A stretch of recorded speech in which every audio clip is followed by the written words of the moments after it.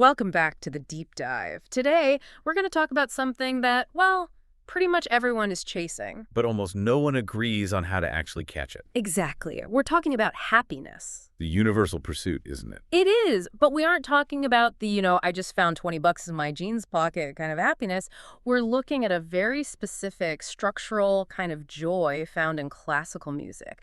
And then we're going to watch it get completely deconstructed by some incredibly profound philosophy. It's a fascinating journey. We're diving into a set of verses from the Sikh tradition, specifically from a composition called Bilaaval ki Vaar.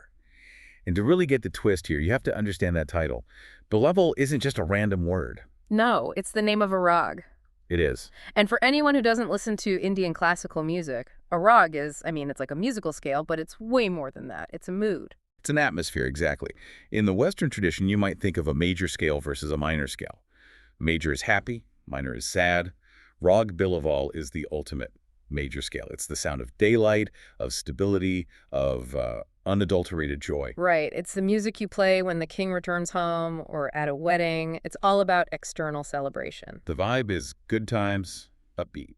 But what we're looking at today, writings by the third Mehla, Guru Amar Das, and the fourth Mehla, Guru Ramdas, it just challenges the very definition of that vibe. And that's really the mission of this deep dive. We have a text that is meant to be sung in the scale of joy, but the lyrics essentially look at the musician and say you're doing it wrong. Or maybe you're playing the notes, but you're missing the music. That's a perfect way to put it. It's like a love song that stops in the middle to ask if you actually know what love is. So the core question is what then? If playing a happy melody isn't enough to create true happiness, what is? And the answer provided in these verses moves us from that external performance, the showmanship, to a really profound internal blossoming. So let's unpack this. We start with the third Mehla, Guru Amar Das. And he really comes out swinging with a pretty blunt condition. He really does.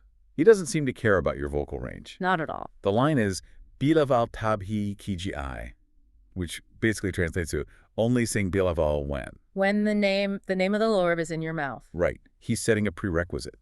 He's saying that the external performance of joy, The melody, the rhythm. all of it, the naadh, is invalid unless there is an internal reality to match it. I want to pause on that phrase, in your mouth.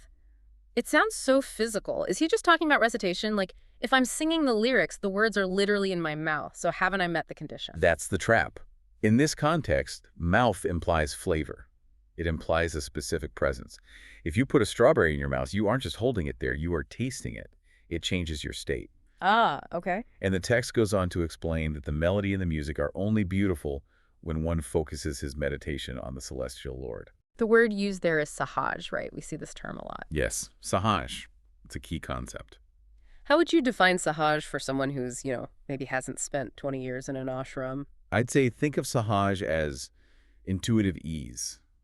It's the opposite of stress, of striving, of performance anxiety. It's a state of natural spiritual balance where you aren't fighting the current. So the text is arguing that if you are singing Bilaaval, this song of joy, but you're stressed or anxious or performing for applause. You're not actually in Bilaaval, you're just making noise. So you could be the greatest singer in the world, hitting every note perfectly, but if your mind isn't in that state of sahaj, the song is just hollow. Precisely. It lacks the essence. Yeah. And this leads to the part of the text that I found really jarring. I mean, we are reading a musical composition, right? This is meant to be sung. Right. But the third Mehla says, leave behind the melody and music. Ragnattatad. Yes, leave it behind. Why would a songwriter tell you to ditch the music?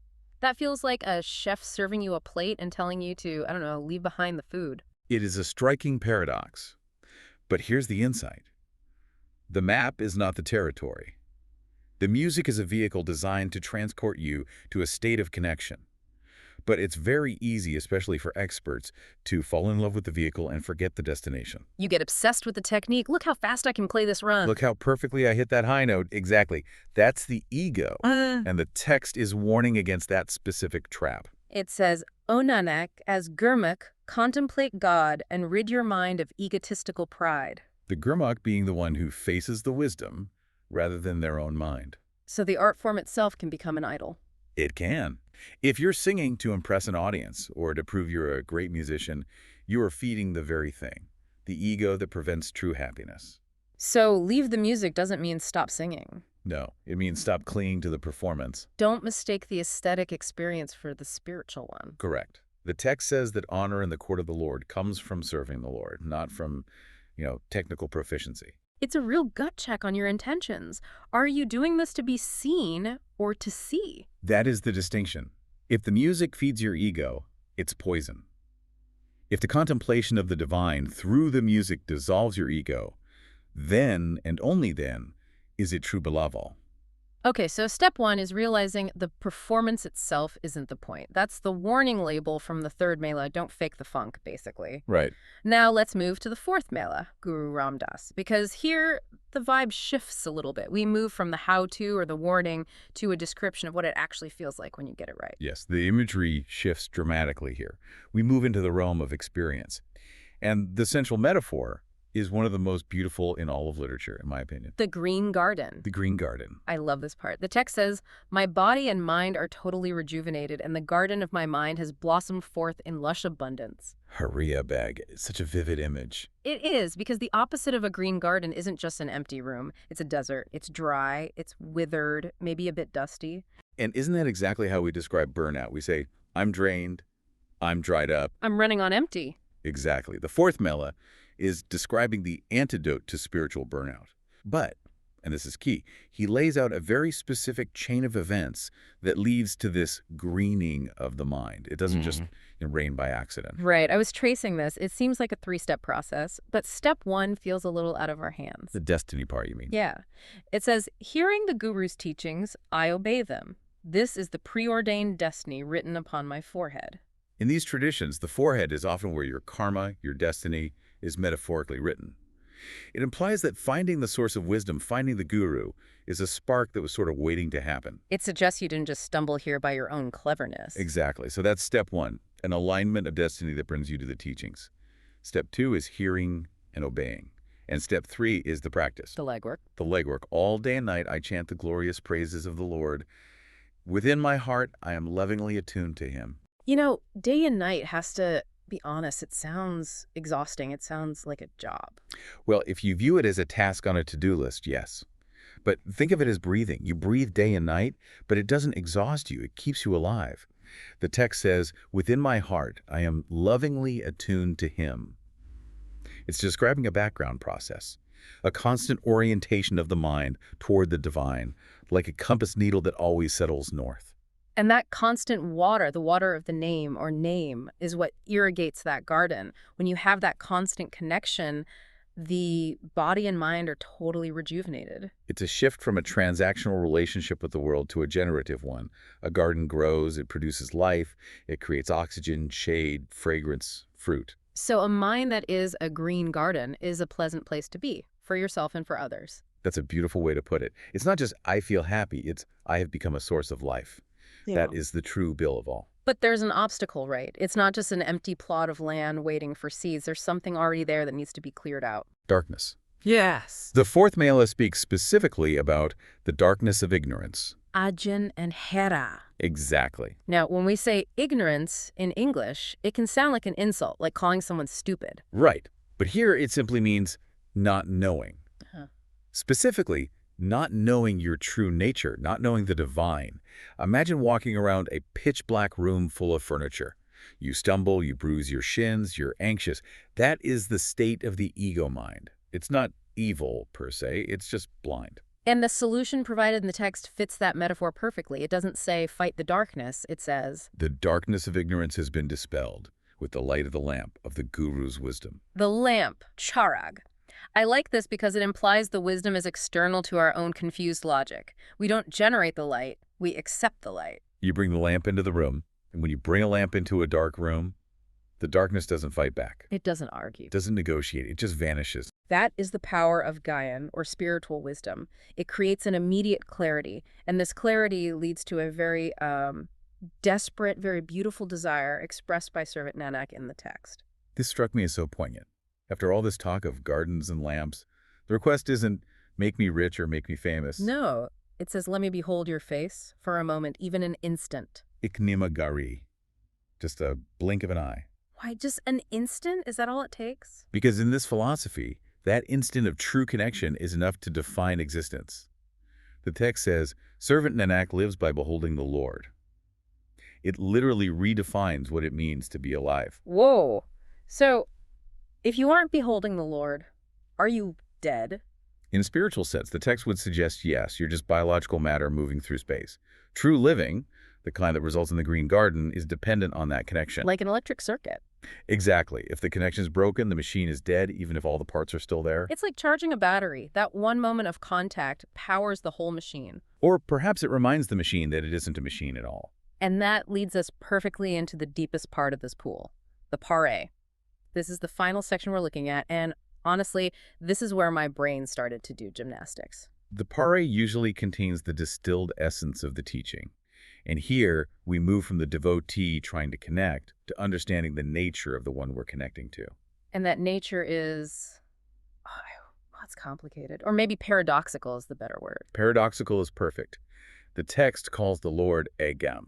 Which means? Inaccessible, unfathomable, beyond the reach of the senses or the intellects. You can't grasp him. Okay, so God is inaccessible. But in the very next breath, the text says, You yourself are totally permeating and pervading the entire universe. So he's nowhere to be found, but he is everywhere. He's distinct from the creation transcendent, yet he is the creation. He is the canvas and the paint. But here is the part that really flipped the script for me. We spent the first half of this deep dive talking about us singing, us meditating, us trying to get the ego out of the way. But then the paré says, you yourself are absorbed in the state of deep meditation. You yourself sing your glorious praises. This is the ultimate deconstruction of the actor. You yourself sing your glorious praises. Wait, so if I'm singing the praises, God is actually singing them. Exactly. If God pervades the entire universe and God formed everything, then who was actually doing the singing? That completely changes the ego problem we talked about earlier. It solves it instantly. The ego is the idea that I am doing this. I am the musician. I am the meditator. The party just cuts through that and says, no.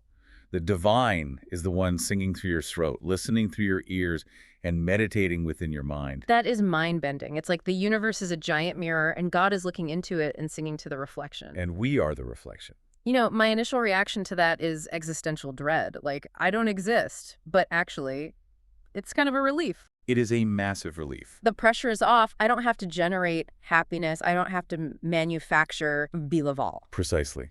You just have to get out of the way. The text says, you yourself are absorbed in the state of deep meditation. The word used is tari, which refers to that deep, absorbed trance. So when a devotee enters that state, it's actually the divine enjoying its own creation, interacting with itself. So where does that leave us? It leaves us in a state of participation. The paré ends with a call to action. Meditate on the Lord, O devotees, day and night. He shall deliver you in the end. But now we understand that this meditation isn't a burden we carry alone. It's a participation in a cosmic process that is already happening. Those who serve the Lord find peace. They are absorbed in the name of the Lord. Absorbed is the key word. Yeah. Samaya, like a drop of water falling back into the ocean. The drop doesn't have to try to be wet. It just merges. So let's look at the arc we've just traveled. We started with Bilaaval as just a musical scale, a happy song. Then we learned that the song is empty, without the internal connection. We saw the metaphor of the mind turning from a desert into a lush green garden through the water of the name. Right, and we saw the lamp of wisdom wiping out the darkness of ignorance. And finally, we landed on this massive realization that the Creator is the one actually performing the symphony through us. It redefines happiness. Bilaaval isn't an emotion you chase by buying things or achieving things. It's a reality you wake up to. It's the realization that the separation between the singer and the song was an illusion all along. It really makes you rethink what you're doing when you sit down to meditate, or even just when you're listening to music. You're not just a passive observer. No, you are the instrument. And the invitation of these verses is to let yourself be played, to clear out the blockage of the ego so that the Bilaaval, that supreme joy, can resonate clearly. And the text says the result is peace. Sukh. Peace and absorption. The ultimate rest. I want to leave our listeners with a thought to chew on today, based on that incredibly provocative line in the paré. The text says, the Lord yourself sings your glorious praises. It's the most powerful line in the source. So here is the question. If the divine is the singer, and the divine is the listener, and the divine is the song itself, what happens to us when we finally join that chorus? The boundaries dissolve. Does the separation vanish entirely? Is that what true happiness is? Not acquiring something new, but losing the illusion that we were ever separate. That is certainly what the Green Garden suggests, a return to the natural, flowing state of life. Something to think about the next time you're humming a tune. Go find your Bilaaval, not just in the notes, but in the connection. Thanks for diving in with us. It's been a pleasure. See you next time.